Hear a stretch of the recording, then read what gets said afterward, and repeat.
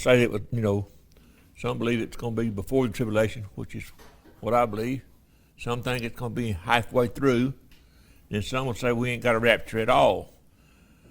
But most of the confusion comes, it's not folks ain't just snatching stuff out of the air. Most of the confusion comes is because they read scriptures and they don't realize who Jesus is talking to. It's very important to know who he's talking to and why is he bringing this out. And we're going to look at some of that. But last week we talked about the Jewish feast, and without the rapture, the Feast of Trumpets has got no significance. Colossians 2 and 16 and 17 talks about at the feast days and the Sabbath days and all the holy days are just a shadow of things to come. But he said, but the body is of Christ. So all of these things that God did in the Old Testament was pointing toward Christ, and Christ fulfilled the first four of the feast, precisely leaving the last three, the fall feast, and he will fulfill them in the end time here. First four, he became our Passover. He was the unleavened bread. He was the first fruits from the dead. And on the day of Pentecost, he was the Spirit that came back and filled the disciples in the upper room, which left, the Feast of Trumpets, which signifies resurrection and rapture. And then, it's a Feast of Atonement. It's the 7 years that the Spirit of God goes back to the Jews. We call it the Great Tribulation. And then there's the Feast of Tabernacles, when when Jesus comes back to rule and reign on the earth, and he comes back with the church, folks. We'll look at some of that. But see, we talked about last week about Daniel over in Daniel 9, where he told Daniel, he said that 70 weeks was determined for his people, which is the Jewish nation. That he had determined 70 weeks and given 70 weeks to deal with them exclusively. And that word is Shabuah, which means weeks of years. So you'd multiply 70 times 70. He said, I'm going to deal with Israel 490 years. Well, 483 years was when Christ died, and that prophecy stopped. He's got 7 years left, which will be the tribulation. But see, you remember that when his disciples came to Christ, and they said, if my brother trespasses against me, how many times should I forgive him? 7 times? And Jesus said, no, I say 70 times 7. Well, that's what Jesus was talking about. Daniel's 70 times 7. In other words, what he was saying, as long as God's forgiving you, you forgive each other. So, he was referencing back to what Daniel was saying, the 490 years. And he said, I say to you, don't forgive him 7 times, but 70 times 7. In other words, as long as God's dealing with you and forgiving you, you forgive your brother. So, let me look at that right quick if y'all don't mind before we even get it for Deuteronomy 8 and 10. Yeah, he's talking about when he's giving them that the promised land.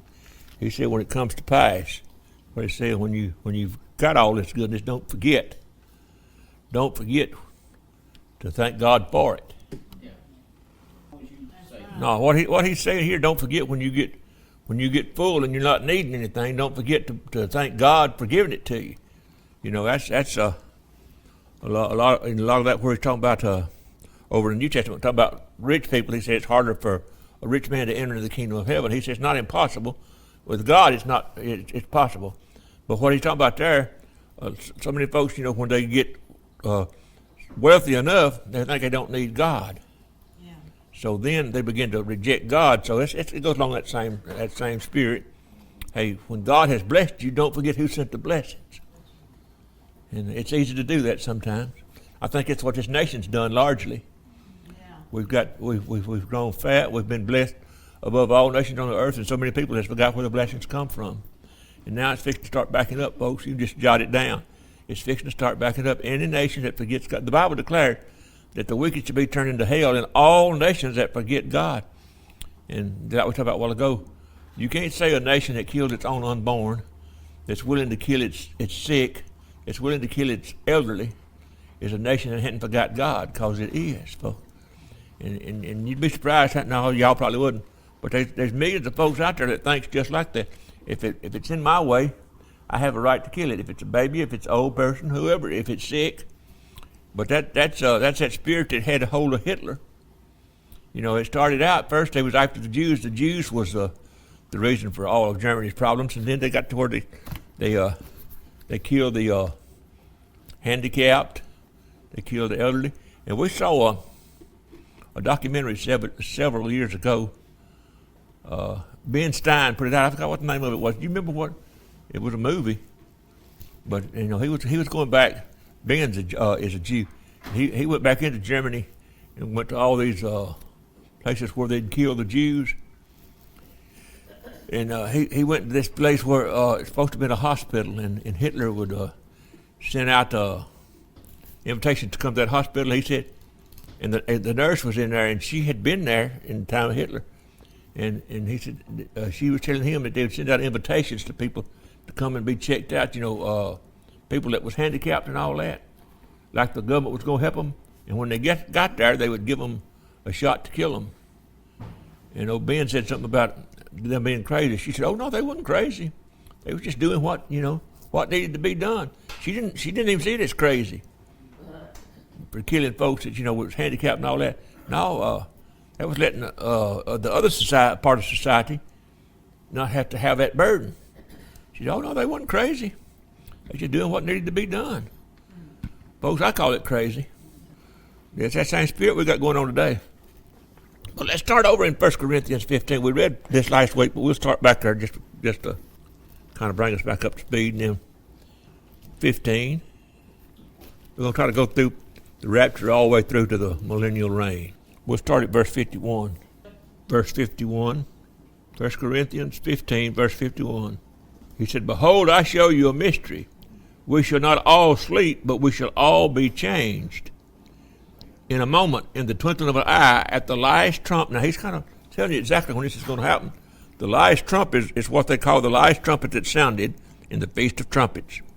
"At the last trump, for the trumpet shall sound, and the dead shall be raised incorruptible, and we shall be changed. For this corruptible must put on incorruption, and this mortal must put on immortality. So when this corruptible shall have put on incorruption, and this mortal shall have put on immortality, then shall be brought to pass the saying that is written, Death is swallowed up in victory. O death, where is thy sting? O grave, where is thy victory?" Now, in a moment, in the twinkling of an eye, he's talking about the rapture here. In a moment, in the twinkling of an eye, that's pretty quick, folks. I guarantee you, we all sitting around in here, nobody can tell how many times anybody in here has blinked. Because, hey, it's just a volunteer thing, and it's quick. But Paul said that's how quick the rapture was going to be. That quick. That trumpet will sound, and those that's ready will be gone. But now let's turn back over to Matthew 24, where Christ was talking about the end time. And like we talked about a while ago, you have to see who he was talking to and what was going on to really get the full meaning of what Christ was trying to say. Now, in 24 is where most folks look at it and they say, well, the church is going through the tribulation. And I'm going to show you where folks is missing it on this. See, to start with, you go back and find out what he's doing, what he's answering. In verse 3 in Matthew 24 says this, "As he sat upon the Mount of Olives, the disciples came unto him privately, saying, Tell us, when shall these things be? And what shall be the sign of thy coming and of the end of the world?" Do you see that? Tell us when. He's just been talking about the temple being destroyed. Tell us when these things shall be, and the sign of thy coming and of the end of the world. You see, that's two separate events. What's going to be the sign of you coming, and then the end of the world, or end of this age? And the end of this age is when Christ is coming back to rule and reign. But now, as we turn over verse 29, and this is where folks get that the church is going through the tribulation. Jesus says this, "Immediately after the tribulation of those days shall the sun be darkened, and the moon shall not give her light, and the stars shall fall from heaven, and the powers of heaven shall be shaken. And then shall appear the sign of the Son of Man in heaven. Then all the tribes of the earth shall mourn, and they shall see the Son of Man coming in the clouds of heaven with power and great glory. And he shall send his angels with a great sound of a trumpet, and they shall gather together his elect from the four winds, even from one end of heaven to the other."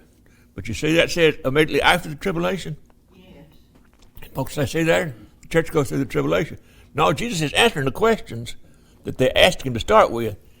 What's going to be the sign of your coming and the end of the world? This is the end of the world when he comes back to rule and reign. Now, he said, did see him in power and great power and glory.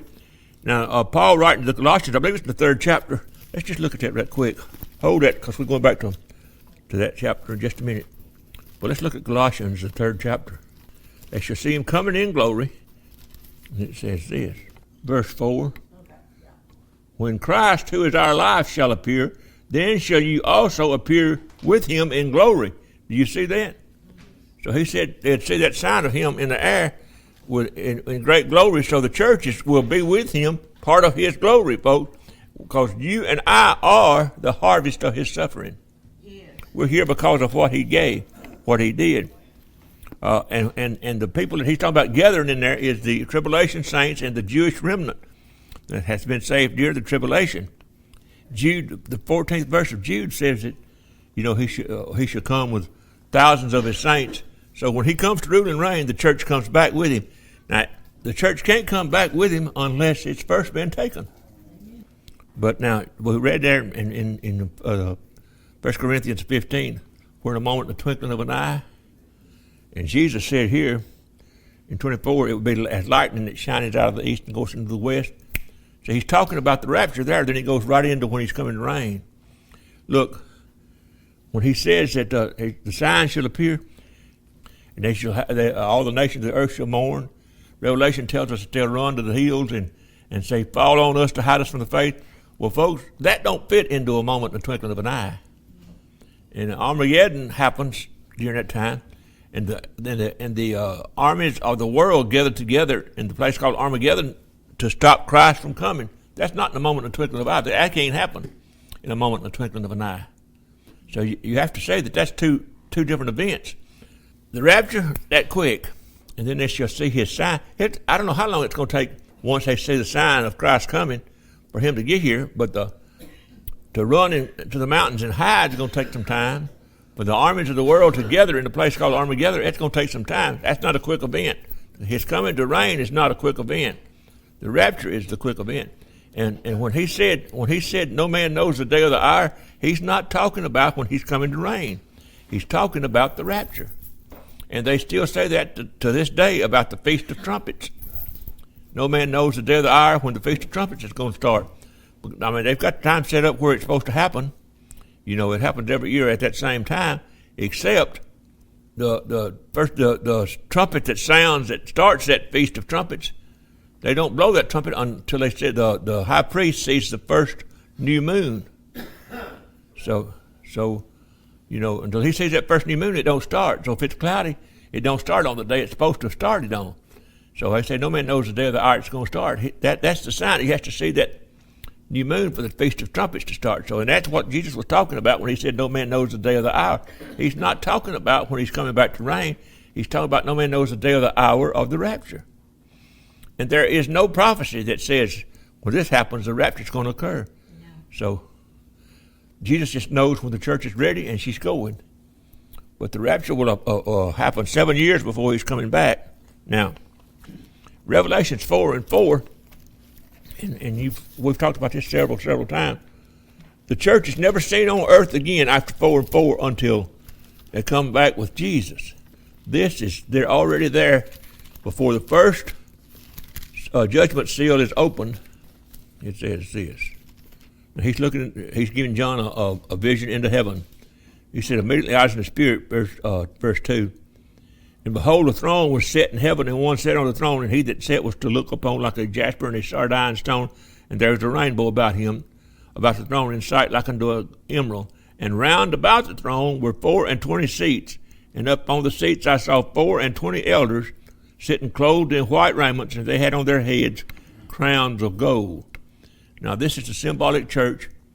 24. There was 12 tribes of the children of Israel. There was 12 apostles of the Lamb. Back when I used to go to school, that's 24. So that's a complete church. That's the Old Testament church and the New Testament church. Yes. Already there. Revelation 4:4, and the seals of judgment are not open till the 6th chapter, I believe it is. They start opening the judgment seals. So the church is in heaven before the first of the tribulation starts. It's not 3.5 years in the tribulation. It's not at the end. The church is there before the tribulation starts. Now, the tribulation is the wrath of God upon a disobedient people.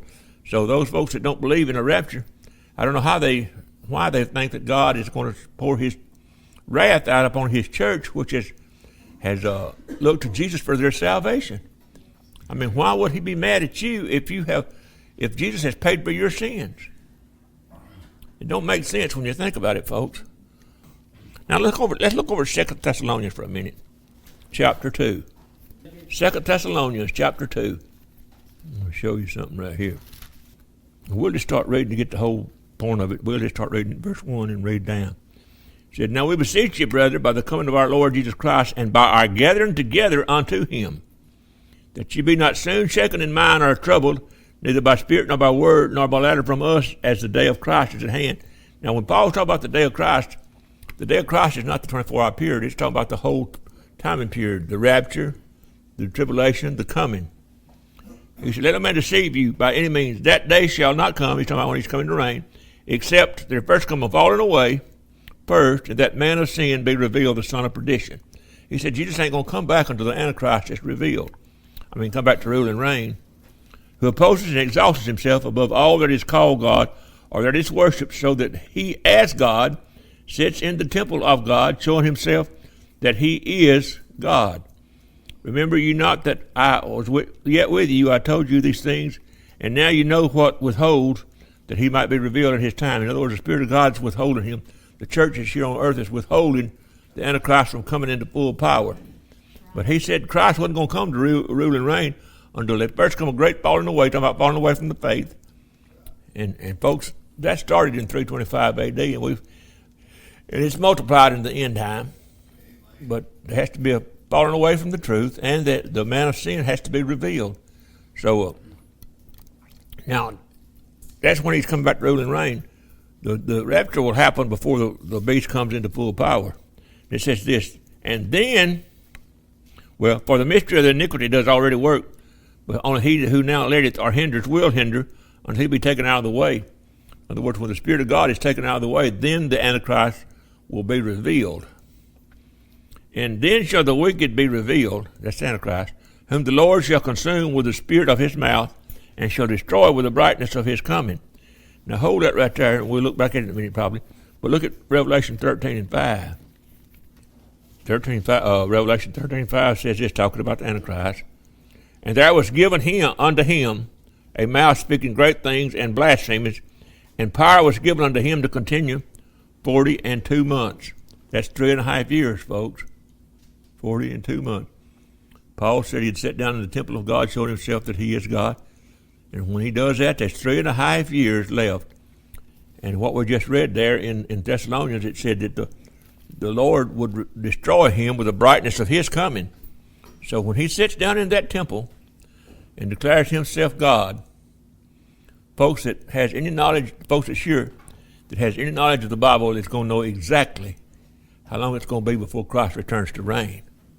Because if the Antichrist is going to be there 42 months, that's 3.5 years, and he's going to be destroyed by Christ is coming. So from when he sits down and declares himself God, all they got to do is, if they've got the Bible here and got any kind of knowledge, is say, okay, he's got 3.5 years and Jesus is coming to reign. But see, when you understand that Jesus, when he said no man knows the day of the hour, is talking about the rapture, this is not a contradiction of no man knows the day of the hour. No. And when Jesus said no man knows the day of the hour, that was 2,000 years ago, and that's a 24-hour period. So they will know, like I said, if it's got any knowledge of the Bible, when he sits down and says, I'm God, that's when the Jews will begin to rebel against him, and he'll start trying to kill every Jew alive. 3.5 years from the time he sits down is all he's got. But we don't want to be here for that either. Now, while we're there, let's look over Revelation 7. And I know we're going all over, but 7, please, sir. I think that's what I'm looking for. Now, if we back up there in chapter 6, we find out where it said that the sign of Christ in heaven has appeared. It said, they shall run to the mountains and say, fall on us, and hide us from the face of him that sits on the throne, and from the wrath of the Lamb, for the great day of his wrath is come, and who shall be able to stand? See again, they say the sign of the Son of Man in the heavens That's not a quick. That's just something they see into heaven, and they're running trying to hide. And from the time that sign appears, and what will that sign be, I don't know. It doesn't say. It just said they say the sign of the Son of Man in heaven. And and they'll run and try to hide, and the armies will gather to try to stop him. But that's not a quick event, folks. So, if you remember back when Bush first invaded Iraq, remember how long it took for them to get the tanks and all ready to go in there? It took days, weeks, to get everything ready to invade. So you think about the armies of the world gathering.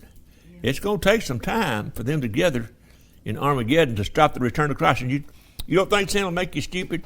The armies will gather to stop the man that give them breath. Like that's going to work.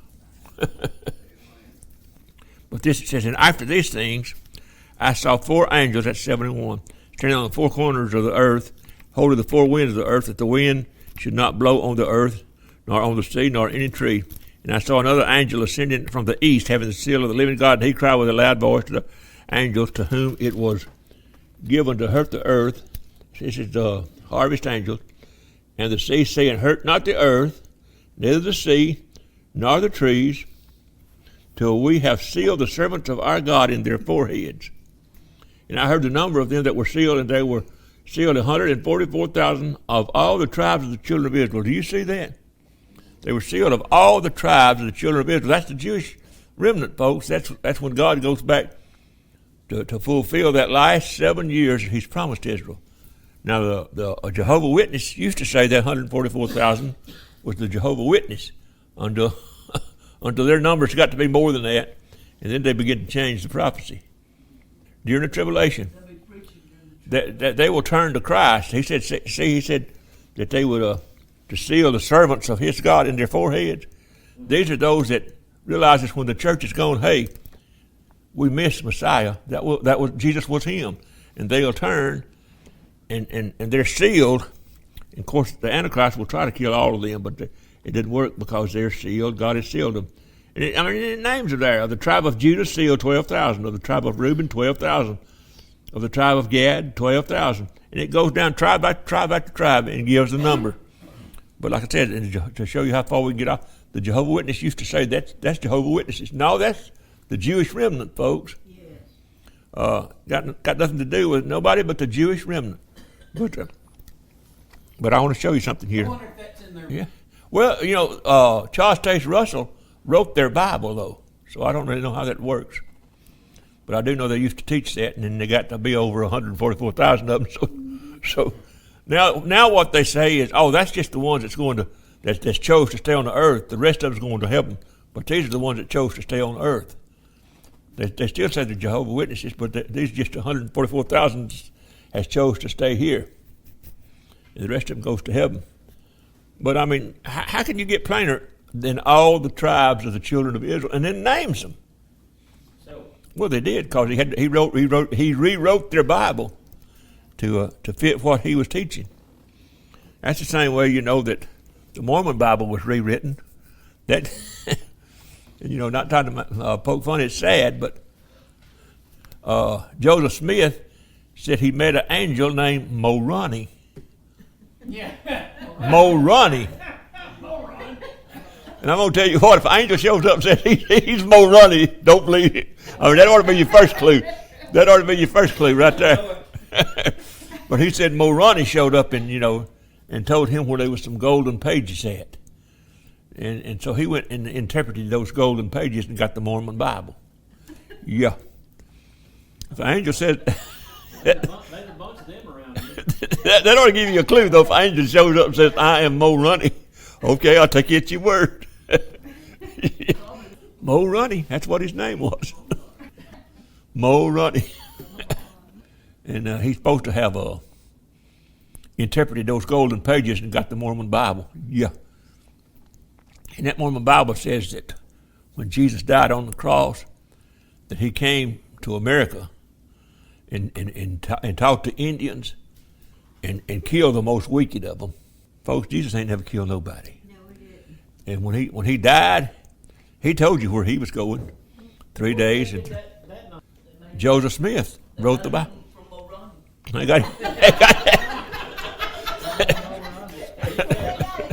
That's it. They got it from more running.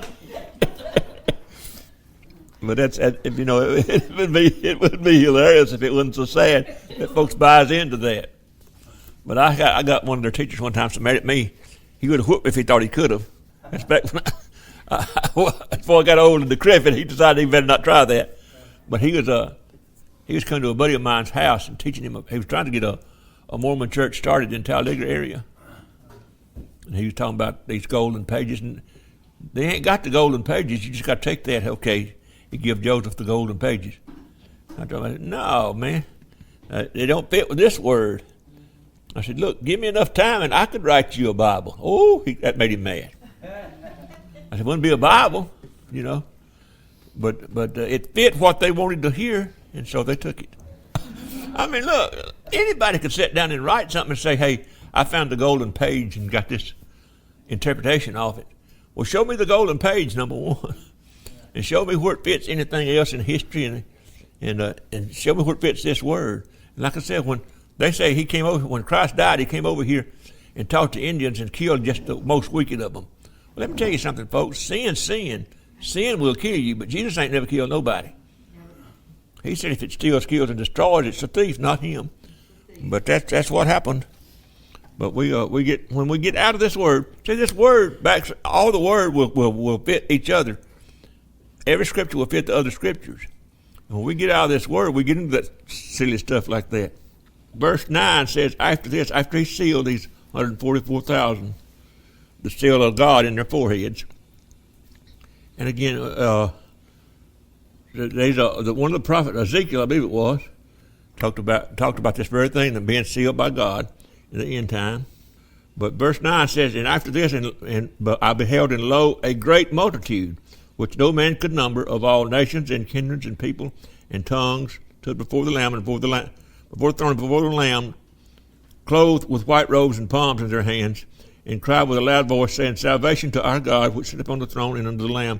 And all the angels round about the throne, and about the elders and the four beasts, and fell down before the throne on their faces, and worshipped God, saying, amen, blessing and glory and wisdom, and thanksgiving and honor, and power and might be unto our God forever and ever. And one of the elders, now look at this, answered, saying unto me, what are these which were arrayed in white robes, and whence came they? Now look, here again, there's the answer.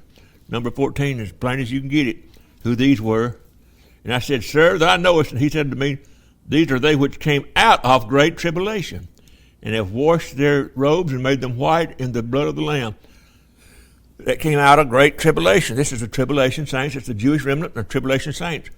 144,000 starts giving the last gospel to everybody they can tell it to. So when the Antichrist, when these are sealed, 144,000 are sealed, the Antichrist goes forth, tries to kill them, and they're scattered everywhere, and they're preaching everywhere. And these are 144,000 Jews that knows the prophets, that has read and studied the prophets all their life, that all of a sudden realizes, hey, Jesus is who he said he was. And wherever they go, they're going to tell folks, because they understand that he's coming back in 3.5 years from this time, and wherever they go, they're telling folks that Jesus was the Messiah, and win a great multitude. And I almost got thrown out of the church for teaching this one time. Matter of fact, wound up leaving the church. But I was a pressure me to teach it, and I knew how they taught. But when I taught this right here, and there it is in the Word, that there was going to be folks saved during the tribulation. The next Sunday morning from the pulpit, it was said, there's people here that thinks they're going to tear down tear down the church of God. And I said, well, if the truth will tear it down, let it fall. Wrong answer. Wrong answer. But yeah, and I won't never forget that. Sister Chain, some of y'all know Sister Chain used to come here. She believed it. She said, well, I never believed that before, but there it is. Yeah, folks, look, the church is gone in Revelation 4:4. And don't be here for the tribulation. Don't get the John Wayne syndrome. You see folks say, well, if the church leaves, then I'll get saved. Well, if you can't get saved now, don't guarantee that you're going to get saved then. Well, look. Yeah, if they catch you, you're dead, And so. Still going to be judged, though. Oh yeah, oh yeah. The great white throne judgment will judge folks. But like I said, these folks that says I'm gonna just wait till then. No, I guarantee you, if the Lord's dealing with them and they decide, no, I ain't gonna listen to you now, Lord. It ain't very likely that they're gonna get saved then. Knowing if I testify of Christ, I can't buy nor sell, and if they catch me, I'm dead. It's gonna be tough, folks. Won't be no indwelling spirit. Yeah, because again, so many books and stuff that's here will be by men that wrote them now. That's caught up in all kind of stuff. They'll be reading them books about Moroni, see. But say they got them out now. They tell me let's call it the Bible, call it gender friendly. Yeah. There's no he's, no she's. Try to fit this. You can be whatever you want to be. Move. Don't want to offend nobody. Yeah, it's just a human. It's not a male or a female. It's God. No, they don't say he when they talk about God. It's just. But that advertisement I sent you about the other day, because he won't call it he or she, because they identify with a different gender. And and I wish I'm gonna write that. I'm gonna write that down next time I say it. I saw it 5 or 6 times. They got that pill now, where you take the pill and it's supposed to kind of guard against getting AIDS. And they said or many lovers, but they said if you were first identified as female, it's not for you. In other words, if your first gender was identified as a female, in other words, if you was born a girl, it's not for you. It ain't gonna help you that much. Now, you'll see it. Yeah, you'll see it. It's on TV real regular now. They give you some money.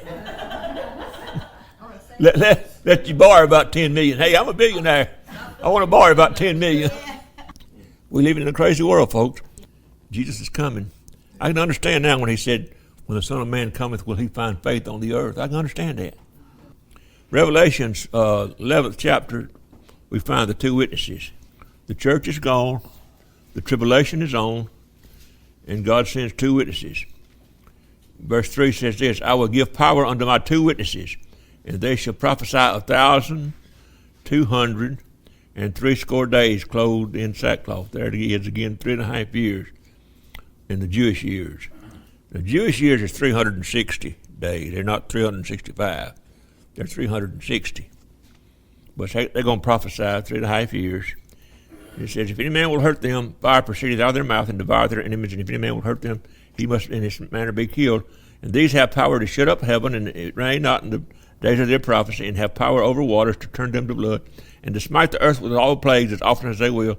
And when they have finished their testimony, the beast, the Antichrist, that ascendeth out of the bottomless pit, shall make war against them, and shall overcome them and kill them. And their dead bodies shall lie in the streets of the great city, which is spiritually is called Sodom and Egypt, where also our Lord was crucified. And they are the people and kindreds and tongues of the nations shall see. You see that word? They shall see their dead bodies 3 days and a half, and shall not suffer dead bodies to be put in graves. When John wrote this, folks, they didn't even have a radio. But John said, hey, the people of the world is going to see these dead bodies. See, that was not possible in John's day. What would make John write this? Because the spirit that was inspiring him to write this knew that one day they'd shoot up a satellite where the world could see it in real time. See, that could not have happened, folks, until the time we're living in right now. That couldn't have happened until they shot up the satellite that can beam real-time news, that the world could see these dead bodies. And they that dwell upon the earth shall rejoice over them and make merry, and shall send gifts. It's going to be like Christmas. Yeah. They're sending gifts to one another because these folks are dead. And after 3 days and a half, the spirit of life from God entered into them, and they stood up on their feet, and great fear fell on them which saw them. Well, yeah. If you've been looking at them laying in the street dead for 3.5 days, and all of a sudden they're getting up, it's going to make a difference. But see, the 2 witnesses, we talked about this here a few weeks ago. God just took 2 people. He just took 2, and both of them was alive. One of them was Elijah, and one of them was Enoch. One of them was a Jew, one of them was a Gentile. That's right. So the Jewish witness is back, and the Gentile witness is back. It said Elijah was taken up into heaven, but now the Hebrews, the Hebrew Bible, everything above earth is called heaven, and Jesus plainly said, "No man has ascended." Yeah, that's what I know. I just didn't know. They ain't where God is, but God's got them in a place, and they're alive. Be in the Garden of Eden. They're alive all this time. They've been alive all this time, and they'll come back with a last witness to a dying world. You don't know what you don't know what you're talking about, baby. Yes, I do.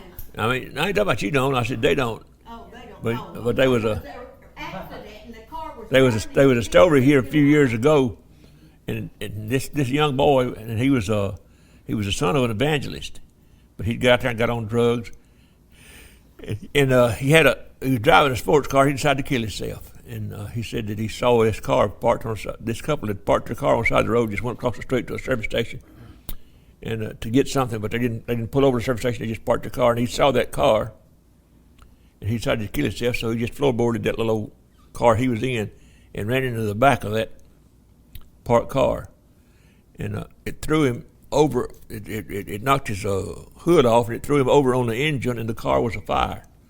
And folks that run out to the service station, they said it was so hot they couldn't get close to him. And said all at once, out of the crowd, two men stepped out of the crowd, took him out of that fire, beat the fire out, laid him down on the ground, and walked off. They didn't know where they come from, didn't know where they went. When the cops got there, the boy lived. They got there and got him to the hospital, and he lived. But they started questioning folks, and they didn't know who the guys was that got him out. Didn't know where they come from, didn't know where they went. But his daddy was praying. It's not in this Bible. Well, it's not in this one. Thought there for a minute. Thought there for a minute you talking about me when he was born. He looked funny. Send him back. See, most commentaries, and most people will teach you that the giants in we were talking about a while ago in Revelation 6 was fallen angels that was marrying human women and having kids. That's where the giants come from. But folks, angels are spirits. Angels cannot produce a human baby. Matter of fact, they don't even procreate themselves. They're held in a holding place. No, that's folks on commentating. But say that again. Nowhere in the Bible does God ever tell man, don't mix with angels. He don't have to tell them that because they can't. Yeah, the fallen angels. Yeah, because they say that the word is in Hebrew is Nephil, which means the fallen ones. But if you looked at the fallen ones out, it means to abort. Job 3:16 it uses that same word, and it says untimely birth. It translated an untimely birth. See, and when you read that, we'll get back in there and look through that one time in time of the flood. That no fallen angel has ever produced a half man and half angel, folks. That's Greek mythology. That's mythology. That's Greek mythology.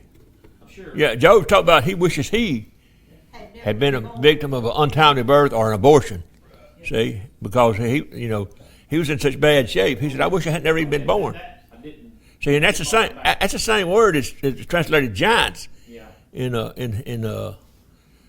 Genesis 6. There were giants in the earth, and we're getting off a little bit from where we was at, but that's all right. Yeah, as Mike says, we rabbit hunting, but we'll get back over here there and get that one day. We'll go through the days of Noah, because Jesus said this. Jesus said, "As it was in the days of Noah, so shall it be in the coming of the Son of Man." Seen any angels creating half people lately? Seen any abortions? Well, there you go. The thing about it is, though, see, we get this idea that these folks back in those days were just so uneducated and so crazy they couldn't do this. But they were just a few generations from Adam, and Adam, folks, you can put the smartest man we got right now beside Adam before sin came, and he'd look like an idiot, because God placed in Adam wisdom and knowledge above what you see now. Before sin came, Adam walked in absolute covenant and in a relationship with God. Adam was brilliant. And that's something else in the entire Bible. We look at that too. we think about the Tower of Babel, that God was scattering everybody. No, the people that God's people stopped over there in Babylon and started helping build a tower. It was God's people that he scattered. But while we're here, we got the two witnesses. Let's look over at Revelations 14 for a minute. 14, yeah. Got to hurry. I'm already run out of time. Well, he's coming. He's talking about those 144,000 again. And I looked, and lo, a lamb stood on the Mount Zion, and with him 144,000, having their father's name written in their foreheads. And I heard a voice from heaven, as a voice of many waters, and as a voice of great thunder, and I heard the voice of harpers harping with harps, and they sung as if it were a new song before the throne, before the four beasts and the elders. Now, they're the elders, those 24 elders before the church. And no man could learn that song but the 144,000 which were redeemed from the earth. These are they which were not defiled with women, for they are virgins. These are they which follow the Lamb wheresoever he goes. Now, I believe, I don't think all of these were just men, folks. I think we're talking about they were virgins. They never got mixed up in any kind of other religion or doctrine. They had walked after God as much as they knew all their life. Like Noah, it said, Noah was perfect in his generations. Noah, we know that all men had sinned. It wasn't that Noah didn't have flaws. It was that Noah, his whole generation, his whole descent, his whole family had sought after God all the time. So, doing the best they could do under that time. We'll turn over right quick to Revelation 20. Got to hurry and get through here. Revelation 24 says this, and I saw thrones, and they sat upon them, and judgment was given unto them. Now, if you just want to jot these scriptures down, you can go look them up right quick. Isaiah 9 and 7 talks about it. Revelation 6 and 9. Luke the 19th chapter, read that. And I saw the souls of them that were beheaded for the witness of Jesus, for the word of God, in which had not worshipped the beast, neither his image, neither had received his mark upon their foreheads or in their hands, and they lived and reigned with Christ 1,000 years. Now, folks, there ain't but one religion in the world that beheads folks in these last days. Right. Just one. It's Islam. But I like this, verse 6. Blessed and holy is he that hath part in the first resurrection. On such the second death has no power, but they shall be priests of God and of Christ, and shall reign with him 1,000 years. And when the 1,000 years are expired, Satan shall be loosed out of his prison, and shall go forth to deceive the nations which are in the four quarters of the earth, Gog and Magog, and to gather them to battle, the number of whom is the sand of the sea. And they went up to the breadth of the earth, and compassed the camp of the saints about and beloved city, and fire came down from God out of heaven and devoured them. And the devil that deceived them was cast into the lake of fire and brimstone, where the beast and the false prophet are, and shall be tormented day and night forever and ever. Now, what we got, the 1,000-year reign right here is the reign of Christ. The church will be on the earth reigning with him. And in that time, there will be children born. Yes. In that time, death won't be done away with. There'll still be children dying, but instead a child will die 100 years old. They'll live like they did over in Genesis. Long time, because, hey, the devil is imprisoned, but he's turned loose for a short period. And I tell folks this, the Bible said, woe be unto the inhabitants of the earth, for Satan has come down to you having great wrath, because he knows his time. He has but a short time. And so for the devil to know how much time he's got, it's because God had told him. It's the only way he could know. So when Jesus said this, he said, unless those days were shortened, no flesh should be saved. Remember that? Talk about the days of the tribulation. So the time that God gave Satan, God has to cut that short, because once the church is out of here, Satan's going about to kill everybody.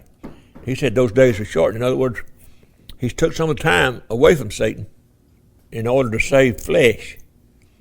But he gives it back, because God can't even lie even to the devil. That's the reason he turns him loose for this short period of time. God don't lie even to the devil. But these children that are born during this 1,000-year reign, folks, they'll have to make a choice too. And so we see that over in the great white throne judgment. Verse 11 and 20 says, and I saw a great white throne, and him that sat on him, whose face the heaven and the earth fled, and there was found no place. And I saw the dead, small and great, stand before God, and the books were opened, and another book was opened, which is the book of life. And the dead were judged out of those things which were written in the books according to their works. Now, Jesus said this. Jesus said the words that he spoke would judge us, right? That's right. And the sea gave up the dead which were in it, and death and hell delivered up the dead which were in them, and they were judged of them according to their works. And death and hell was cast into the lake of fire. This is the second death, and whosoever was not found written in the book of life was cast into the lake of fire. But, folks, those that are raised in the first resurrection, the second death has no power. In other words, if you go out here in the rapture, it's over for you. That's right.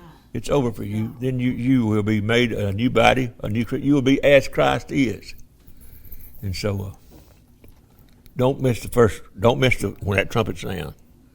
It says in verse, chapter 21, and I saw a new heaven and a new earth, for the first heaven and the first earth was passed away, and there was no more sea. That means there was no more salt water. No more salt water. The ocean will be, you go out there and get you a drink when Jesus gets back and straighten this thing out. Be pure.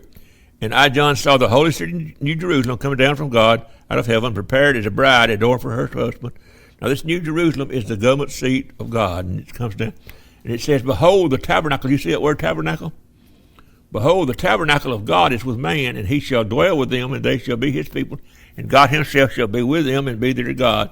And God shall wipe away all tears from their eyes, and there shall be no more death, neither sorrow nor crying, neither there shall be any more pain, for the former things are passed away. And he that sat upon the throne said, behold, I make all things new. And he said, write, for these words are true and faithful. He said unto me, I am Alpha and Omega, the beginning and the end. And I will give unto him that is athirst, like the fountain of the water of life, freely. He that overcometh shall inherit all things, and I will be his God, and he shall be my son. So the great white throne judgment, folks, will take care of all of those that has rejected God, and all that will be left here then is Christ, his church, those that were saved. No more death. No, I like that no more. Amen. No more crying. No more. He will put it back just like it was before sin entered. We're nothing here to hurt man forever. And we will reign with Christ. But did you see that the tabernacle of God is with man? Not man with God, but God with man? Yes. When he created Adam and Eve, where did he put them? He put them here in a perfect place. That's his will for man, folks. Now, when you see the New Jerusalem coming down, that is the government seat coming down. And it said, we will dwell among men, and he'll be their God, and they will be his people. So God, just like it was in Eden, God will walk and have fellowship with those that are here. And the church will rule and reign with him. And that. Hallelujah. Blessed and holy is he that has part in the first resurrection. On such, the second death has no power. That's something we look at too, the second death. You know what death is? It's cessation of life. The second death. So we can have life or we can have death, but we will have one or the other. But only Christ can give you life. Only Jesus. All right. That's all we have right now.